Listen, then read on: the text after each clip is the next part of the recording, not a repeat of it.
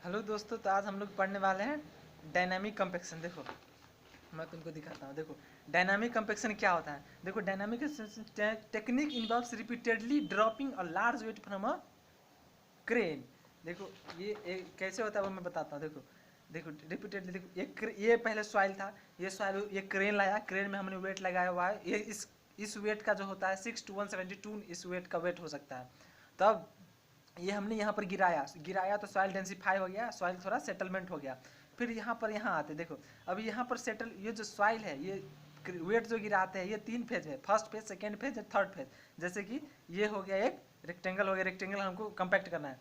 तो first phase में हम यहाँ यहाँ यहाँ यहाँ यहाँ यहाँ गिराएंगे, सेकेंड फेज में फिर यहाँ यहाँ यहाँ यहाँ यहाँ यहाँ ऐसे करके मतलब गिराते हैं। देखो तो फर्स्ट फेज में ये है, तो फर्स्ट फेज में लगाए तो यहाँ पर गिराया मैंने, फिर यहाँ पर गिराया, फिर यहाँ पर गिराया, यहाँ पर डेंसिफाई हो गया, यहाँ पर डेंसिफाई हो गया, यहाँ पर डेंसिफाई हो गया, यहाँ पर डेंसिफाई हो गया सॉइल। लेकिन फर्स्ट फेज में जो गिराते हैं ना, उसमें थोड़ा सा हमको स्पेस ज़्यादा रखना होता है। क्यों? तो देखो यहाँ पर गिराया मैंने, फिर यहाँ पर गिराया, स्पेस कम होने के कारण ये दोनों कोलाइड कर गया।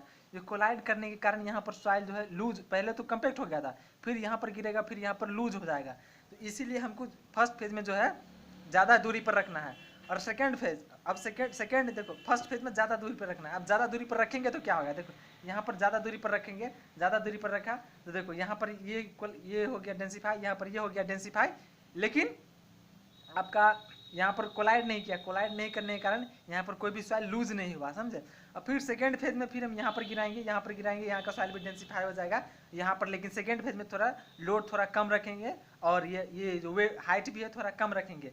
इससे क्या होगा, थोड़ा ही डेंसिफाई होगा, यहाँ तक डेंसिफाई होगा। फिर जो यहाँ रह जाएगा, यहाँ जो रह जाएगा इसको फिर रोलर से, फिर जो रह जाएगा डेंसिफाई होना, उसको रोलर चलाकर हम डेंसिफाई कर देंगे। ओके, यही होता है आपका डायनामिक कंपैक्शन। अब डायनामिक कंपैक्शन में ये अब मैं जो बोल रहा हूँ वो सारी बातें आप नोट करते चलो, और नहीं होता है तो वीडियो रोक कर नोट करते चलो। डायनामिक कंपैक्शन देखो, technique involves repeated dropping a large weight from a crane. देखो वेट में range from 6 to 172 ton. Weight का जो रेंज होता है 6 to 172 टन, वेट का जो रेंज था इसका वो 6 to 172 टन। ड्रॉप हाइट जो जिससे जितने हाइट से हम गिराएंगे वेट वो 10 to 40 मीटर होता है। देखो degree of densification depend on energy input. जितना हाइट हमने ज़्यादा हाइट से गिराया और ज़्यादा वेट है तो ज़्यादा ये डेंसिफिकेशन होगा। समझ में आ रहा है? वो भी फर्स्ट फेज में, सेकेंड फेज में फिर कम करना पड़ेगा। समझ में आ रहा है? 6 to 30 ton weight can densify loose sand to a depth of 3 to 12 metre. Loose sand को 6 to 30 टन वेट अगर है तो वो लूज सैंड को डेंसिफाई करते 3 to 12 मीटर तक डेंसिफाई कर सकता है। देखो spacing between points, spacing impact points, impact point का स्पेसिंग कितना होना चाहिए ये डिपेंड करता है कि आपका डेप्थ कितना, डेप्थ आप कंप्रेस करना चाहते हो अपने लेयर को, अपने सॉइल को।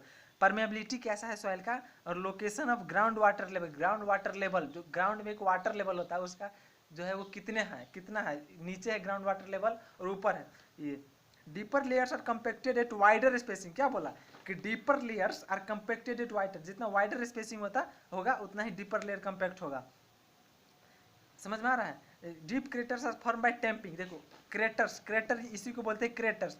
टेम्पिंग से मतलब इम्पैक्ट लोड से क्रेटर्स फॉर्म मतलब खड्डा फॉर्म हो जाता है, उसको हम क्या सॉइल से फिर इसको फिल अप कर देते हैं। ओके, और ये थोड़ा मतलब ये यही है, have different phases, primary secondary tertiary. समझ में आ रहा है? एप्लीकेशन इसका, इससे क्या क्या होता है, इससे रिड्यूस फाउंडेशन सेटलमेंट। फाउंडेशन बना देते हैं घर बनाने के टाइम, फाउंडेशन बनाने उससे जो सेटलमेंट होगा वो रिड्यूस हो जाता है। डेंसिफाई वेस्ट डिपॉजिट, अगर मानो कहीं पर हम जैसे शहर का गंदगी हम कहीं बाहर ले जाकर डालते हैं, जैसे प्लास्टिक्स हो गया वहाँ पर हो गया, वहाँ पर हम घर बनाना चाहते हैं, वहाँ पर घर बनाना चाहते हैं तो यही टेक्निक यूज होगा। समझ में आ रहा है? Prevent soil liquefaction. लिक्विफेक्शन क्या होता है? Momentary loss of shear strength. जैसे कि शियर, देखो shear, momentary loss of shear strength, जैसे कि यहाँ पर सॉइल है, यहाँ पर सॉइल है, यहाँ पर सॉइल है, तो देखो ये वाटर की तरह एक्ट करता है। शियर वाटर में बहुत ही कम होता है। जैसे कि वाटर है तो वाटर को अगर तुम यहाँ पर डाल दो, यहाँ पर वाटर, तो चारों तरफ छितल जाएगा। मतलब शियर बहुत ही कम होता है, एक लेयर दूसरे लेयर को कम ही ये रोकता ही नहीं है। सॉइल में अगर वहाँ पर डाल दो तो थोड़ा देर रहेगा, तो ये होता है। तो अगर मानो अर्थक्वेक आएगा तो सॉइल ऐसे ऐसे हिलता है, सॉइल शेक होता है, शेक होता है, तो ये दोनों एक लेयर से दूसरी लेयर अटैच नहीं होता है। कोहेजन एडहेशन बहुत ही कोहेजन बहुत ही कम हो जाता है, और ये सॉइल इधर है, सॉइल इधर चला गया, इसी को बोलते हैं लिक्विफेक्शन। मतलब ये सॉइल तितर बितर हो गया तो इसी को बोलते हैं लिक्विफेक्शन, और एक दूसरे में अटैच्ड नहीं रहता है तो इसी को बोलते हैं liquefaction. Momentary loss of shear strength is called liquefaction. Okay and चलो अब डायनामिक कंप्रेशन ये increase in Situ density and lower reclamation fields. Okay it is most suitable for granular soil. Granular soil है तो ये मोस्ट सुटेबल है, ये मतलब silt हो गया, सैंड हो गया, इन चीज़ों के लिए मोस्ट सुटेबल है। समझ में आ रहा है? ये क्ले के लिए उतना सुटेबल नहीं है। अब दूसरे पर आते हैं, दूसरे हम पढ़ते हैं, दूसरा चलो आज हम पढ़ते हैं। देखो एक होता है वाइब्रेटरी रिप्लेसमेंट, एक होता है वाइब्रेटरी कंपैक्शन। देखो वाइब्रेटरी रिप्लेसमेंट एंड कंपैक्शन में क्या फर्क है? वाइब्रेटरी रिप्लेसमेंट देखो अब मैं पहले बताता हूँ वाइब्रेटरी कंपैक्शन होता क्या है। ये डेंसिफाई करते हैं, एक क्रेन लाते हैं, क्रेन में एक वाइब्रेटरी अरेंजमेंट लगा होता है, वाइब्रेटरी अरेंजमेंट में लगा होता है, और इसमें तुम वाइब्रेटरी ये कंपैक्शन जाकर यूट्यूब में सर्च करो, यहाँ पर देखो वाइब्रेटरी कंपैक्शन कैसे होता है। और यहाँ पर एक क्रेन लगा होता है, क्रेन में एक वाटर जेट होता है। ये जो है ना ये जो क्रेन होता है, क्रेन में एक वाइब्रेटरी अरेंजमेंट होता है। ये जो है ये वाइब्रेटरी अरेंजमेंट है। ये जो है सॉइल है, यहाँ पर होल बना हुआ है, ये होल बना हुआ है। ये वाइब्रेटरी अरेंजमेंट कैसा होता है ये मैं आप लोगों को यहाँ बता रहा हूँ। देखो वाइब्रेटरी अरेंजमेंट होता है, वाइब्रेटरी अरेंजमेंट यहाँ पर ऐसा होता है, यहाँ पर ऐसा होता है, यहाँ से वाटर जेट निकलता है, वाटर जेट निकलता है, वाटर जेट निकलता है, वाटर जेट निकलता है, वाटर जेट निकलता है। ये क्या है? Water jet. वाटर जेट क्या करता है? उसको पेनेट्रेट, सॉइल के अंदर पेनेट्रेट करने में हेल्प करता है। वाटर जेट ऐसे अंदर मारता है, सॉइल लूज होते होते जाता है, और फिर ये पेनेट्रेट होते जाता है, नीचे की तरफ पेनेट्रेट होते जाता है, नीचे की तरफ पेनेट्रेट हो गया, फिर ये वाटर जेट बंद कर दिया जाता है, और फिर यहाँ पर ये सॉइल रखा। ये देखो अब वाइब्रो कंपैक्शन में क्या करते हैं, जो यहाँ पर सॉइल है, मानो सिल्ट है या क्ले है, मतलब क्ले तो इसमें यूज, वाइब्रो कंपैक्शन किसके लिए अच्छा है? ग्रेनुलर सॉइल, जैसे ग्रेवल हो गया, बोल्डर्स हो गया, ये सैंड हो गया, इन चीज़ों के लिए वाइब्रो कंपैक्शन यूज करते हैं। तो ग्रेवल, बोल्डर, सैंड होगा इधर, तो यहाँ पर ऐसे ये वाइब्रेटरी इक्विपमेंट नीचे डालते हैं, फिर ये थोड़ा थोड़ा जैसे ही नीचे आया तो ये थोड़ा थोड़ा कंपैक्ट भीतर चला जाएगा, तो थोड़ा थोड़ा कंपैक्ट तो हो गया, थोड़ा थोड़ा कंपैक्ट हो गया, ये वाटर जेट निकल रहा है, तो ये अंदर जाने में मदद किया। और फिर यहाँ पर हम क्या डालते हैं? सॉइल। यहाँ पर हम डालते हैं सॉइल। अगर सॉइल डाला तो जैसे ही सॉइल, मतलब जो चीज़ यहाँ पर सैंड है तो यहाँ पर हम सैंड ही डालेंगे, अंदर डालेंगे उसको। अगर यहाँ पर ग्रेवल है तो यहाँ पर ग्रेवल ही अंदर डालेंगे, तो इसको बोला है वाइब्रेटरी कंपैक्शन। समझ में आ रहा है? यहाँ पर अगर सैंड है तो ग्रेवल नहीं डालेंगे, ग्रेवल है तो सैंड नहीं डालेंगे। अगर यहाँ पर जो हम जिसको कंपैक्ट करना है वो अगर सैंड है तो सैंड ही डालेंगे, ग्रेवल है तो ग्रेवल ही डालेंगे, उसको बोलेंगे vibro compaction. Okay vibratory compaction यही होता है। तो अब डाल दिया, और फिर डालने के बाद फिर यहाँ पर हम इसको ऐसे ऐसे करके ऐसे मतलब नीचे की तरफ जाते हैं, तो फिर कंपैक्ट करते जाता है, फिर डालता है, फिर नीचे की तरफ कंपैक्ट करते जाता है। तुम यूट्यूब पर देखो, तुमको अच्छे समझ में आएगा।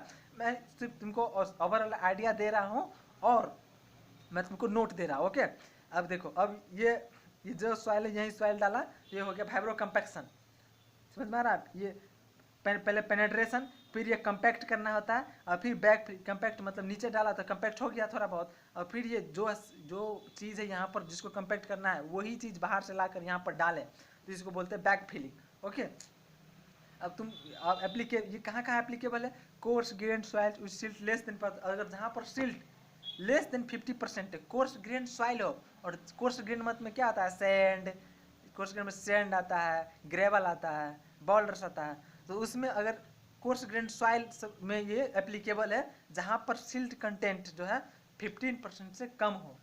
ओके ओके अब देखो, अब इफेक्ट, इसका इफेक्ट क्या क्या होता है? इंक्रीज शियर स्ट्रेंथ, आपका शियर स्ट्रेंथ बढ़ जाता है। इंक्रीज स्टिफनेस बढ़ जाता है। रिड्यूस लिक्विफेक्शन पोटेंशियल, लिक्विफेक्शन क्या होता है वो मैंने बता दिया आपको।